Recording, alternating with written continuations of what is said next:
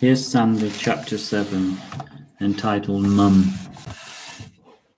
Simon's mum, Cynthia, had died of cancer the year before, and he had taken on the role of cleaner, cook, and general dog's body.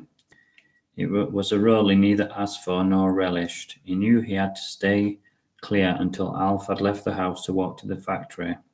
He prayed that Sandy didn't make any noise. The wind was whipping round the house and luckily masking any noise she would make. Simon jumped as Alf backed another order, sending soap bubbles up his nose. "Bring me my sandwich, stupid," his dad shouted helpfully.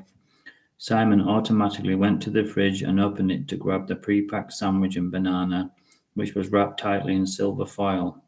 Finally, the front door slammed shut and Alf walked down the road like an angry sergeant major, with no goodbye or good morning to Simon or anyone. Simon breathed a sigh of relief. He didn't question why his dad never said goodbye. He had learned never to question anything. He moved the heavy curtain and looked down the street. He could see Alf making his way with huge strides. At last he thought, and he quickly grabbed a few biscuits from the tin and headed outside to check on Sandy. As soon as he opened the door, the cold hit him and he wished he'd brought his duffel coat. He padded out to the outhouse. The snow was falling into his shoes, making his socks wet and his feet cold. He felt like he had stepped into a bucket of iced water.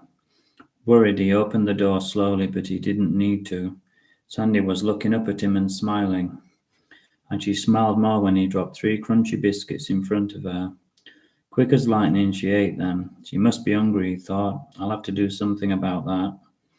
Everything had to be done in secret, as he knew his dad wouldn't allow him to keep a dog. His dad disliked pets, especially dogs. Simon dashed inside to fetch a bowl for water. He looked in the bottom of the cupboard until he found one that wouldn't be missed. He filled it with cold water and gingerly made his way through the crunchy snow. Sandy lapped at the water, sending spray everywhere. It was obvious she was thirsty. Simon sat down next to her. To his surprise, she lifted her paw and placed it on his knee. It was soft and comforting like a leather glove. Simon glanced at his watch. He knew he couldn't be late for school.